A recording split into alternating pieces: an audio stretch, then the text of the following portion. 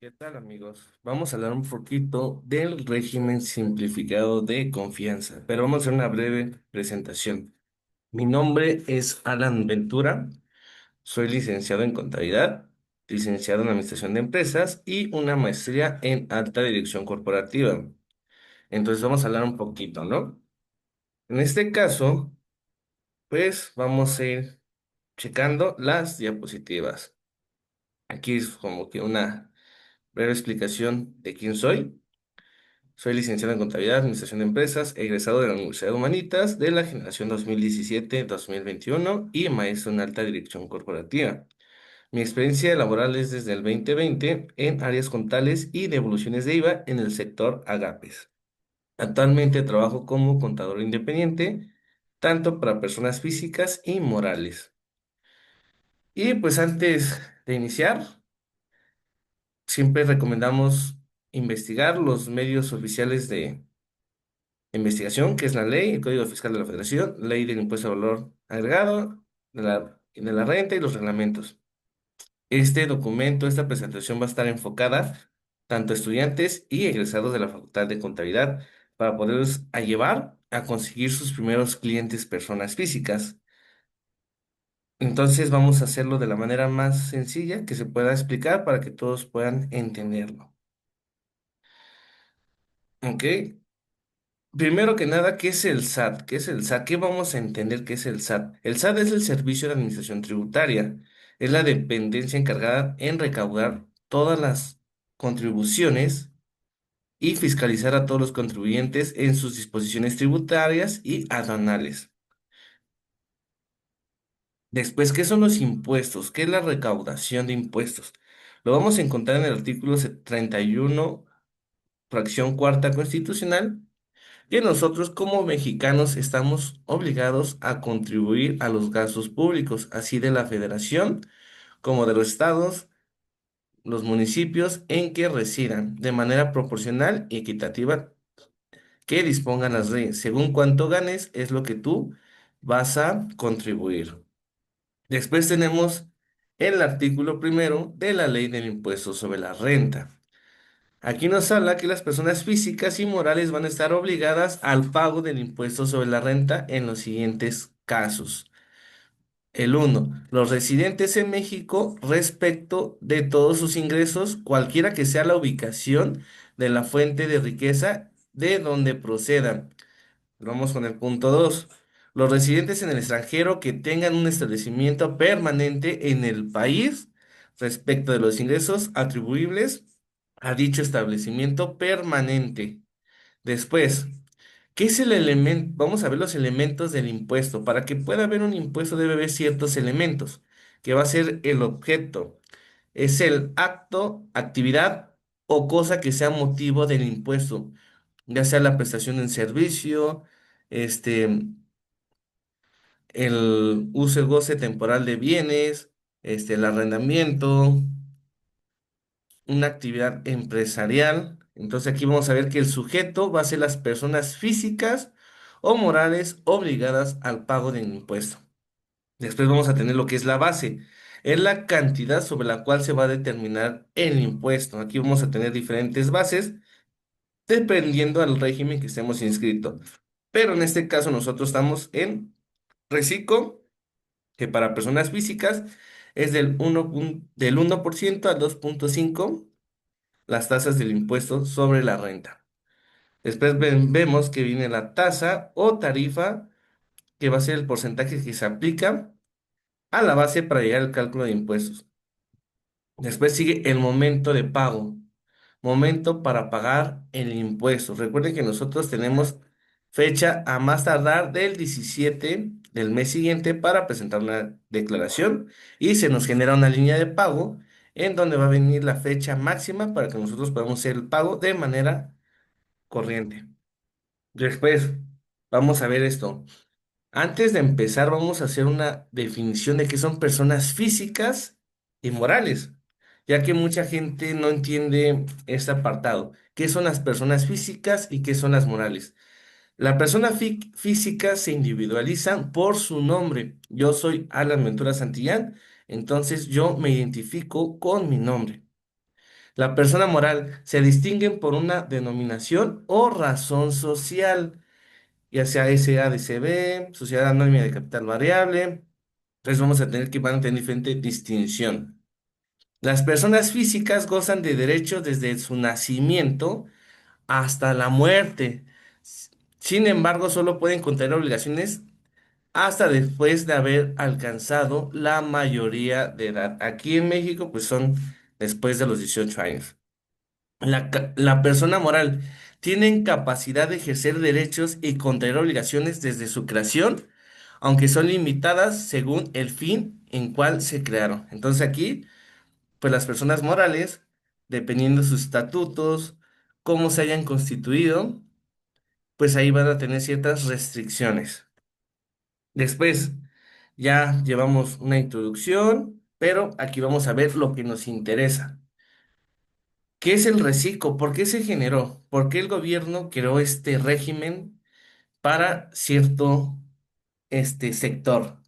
Aquí nos dice que mediante una iniciativa de reforma fiscal para el 2022, presentada a la Cámara de Diputados el pasado 8 de septiembre, se propone incluir en la ley del impuesto sobre la renta el denominado régimen simplificado de confianza, el famoso reciclo, conforme al cual se pretende que tributen diversas personas físicas con ingresos menores hasta 3,5 millones de pesos. Aquí tenemos el primer punto importante. Tienen un tope hasta 3,5 millones de pesos. Y que paguen el impuesto a tasas que van desde el 1% al 2,5%. Las personas morales residentes en México únicamente constituidas por personas físicas cuyos ingresos en el ejercicio inmediato anterior no excedan la cantidad de 35 millones de pesos. Personas físicas, 3,5 millones, y personas morales del régimen simplificado de confianza, 35 millones de pesos. Ese es el tope. Después dice, los regímenes actuales en donde tributan las personas físicas que realizan actividades empresariales son actividades empresariales y profesionales, régimen de corporación fiscal, arrendamiento, actividades agrícolas, ganaderas, silvícolas y pesqueras y plataformas tecnológicas. Además de la tributación a través de los coordinados, dentro de las cuales se establecen diversas obligaciones que generan una percepción de complejidad en el pago de los impuestos, lo que para algunos contribuyentes han ocasionado la omisión, ¿no? La dificultad de algunos regímenes actuales, pues mucha gente pues tenía mucho conflicto con el cálculo de impuestos, entonces optaban por la omisión de sus impuestos. Entonces, con esto se hizo con la finalidad de buscar otorgar una manera más sencilla que los contribuyentes pudieran presentar sus declaraciones en tiempo y en forma, para que sea más simplificado. Por eso viene la palabra simplificado de confianza, para que a ti te dé más confianza darte de alta y presentar tus impuestos de manera correcta. Entonces aquí vamos a ver. ¿Quiénes pueden tributar en reciclo? Las personas físicas que realicen estas actividades pueden tributar en este régimen fiscal. Punto número uno, comerciales. Dos, industriales. Tres, agrícolas, ganaderas, silvícolas y pesqueras. Cuatro, actividades profesionales. Cinco, otorgamiento de uso, goce temporal de bienes, muebles e inmuebles a través de arrendamiento. Entonces aquí vamos a tener actividades comerciales, la compra, la venta y todo ese tipo de cosas. No tengo un negocio, entonces ahí va a estar. Industriales de transformación y todo. Siempre y cuando no rebasemos los 3,5 millones de pesos. Agrícolas. Aquí en agrícolas es muy interesante, ya que la autoridad nos da una facilidad que si nuestras actividades son 100% relacionadas al punto 3 nosotros podemos optar porque los primeros 900,000 pesos estén exentos del pago de impuestos. Y a partir del siguiente centavo, pues ya va a empezar a generar un impuesto a cargo. Entonces aquí vemos que vienen las tarifas para la determinación del pago de impuestos. Aquí vemos que hasta 25,000 pesos nosotros vamos a estar pagando un 1%. Hasta 50,000 pesos el 1,10%. hasta 83.333 el 1,50 y hasta 208.333 el 2% y hasta 3,5 millones que es la tasa máxima, el 2,50% de impuesto. Entonces aquí vemos un ejemplo de una persona que tiene ingresos de 20,000 pesos por servicios profesionales, actividades empresariales en reciclo. Aquí no es como por utilidad ingresos menos gastos igual a una utilidad y bajo esa utilidad el pago de impuestos. Aquí sobre los ingresos efectivamente cobrados.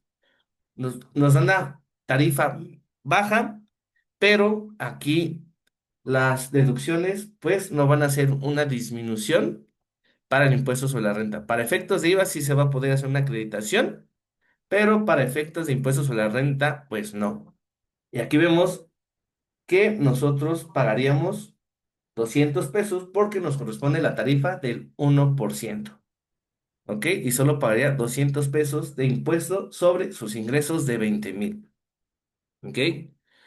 Entonces aquí nos dice, no te espantes, al final compartiremos nuestro Excel. Aquí hasta el final les vamos a compartir nuestro Excel a la gente que se haya tomado el tiempo de ver este video para que puedan entender más esto y tener un control de sus finanzas y de sus impuestos en este régimen. Aquí nos dice que para determinar el ISR se aplica directamente a tus ingresos cobrados, tu tasa del ISR que corresponda. Para reciclo no aplican deducciones. Es importante llevar un control de tu facturación, ya que esto puede perjudicar en tu cálculo de impuestos. Aquí hay que checar si nosotros vamos a emitir una factura PUE o PPD. Eso es muy importante. Sabemos que si vamos a emitir una factura PPD es que vamos a recibir pago en parcialidades o en una fecha futura. Recuerden que si tú vas a cobrar tus ingresos en una sola exhibición, debe ser en el momento o a más tardar en el mes en curso. ¿Por qué? Porque si yo emito una factura PUE, pero me la van a pagar hasta el otro mes, a mí el SAT me va a cobrar impuestos en este periodo, no en el siguiente, porque para el SAT yo ya lo cobré y no es así, entonces hay que checarlo. Entonces aquí nos dice, recuerda que si tú vendes a una persona moral se deberá efectuar una retención del 1,25%. Y aquí lo ponemos que les recomendamos leer el artículo 113J de la Ley del Impuesto sobre la Renta. Ahí nos dice sobre qué actividades nosotros vamos a efectuar una retención del impuesto sobre la renta. Recuerden que la retención no la va a hacer la persona moral. En este caso no es del 10% como en la actividad empresarial. Aquí es del 1,25%. Entonces, ¿qué pasa? Aquí tenemos el ejemplo. Aquí tenemos nuestros ingresos de 20,000 pesos, por lo cual nos correspondía un pago de 200 pesos, pero en este caso, al aplicar la retención, es de 250 pesos. Entonces ya no tenemos un ISR a cargo, sino un ISR a favor de 50 pesos. ¿El por qué? Porque la retención es del 1,25% y el pago del impuesto que nos correspondía era del 1%. Entonces, hay que checar bien esa parte. Aquí vemos un ejemplo de facturación. Entonces, aquí tenemos un ejemplo y aquí recuerda colocar correctamente las retenciones tanto de ISR como de IVA. Recuerden que para efectos de IVA no distingue regímenes fiscales. Entonces, aquí vemos que estamos llevando una actividad, un servicio. Y llevamos lo que es la tasa general de IVA, la tasa de retención de IVA, que es del 10,6667% y la tasa de retención de ISR del 1,25%. ¿Ok? Aquí hay que checar esto. Entonces aquí vamos a ver otro ejemplo, la determinación del ISR. Recuerda que los ingresos aquí no son acumulables, se realiza por ingresos cobrados al periodo.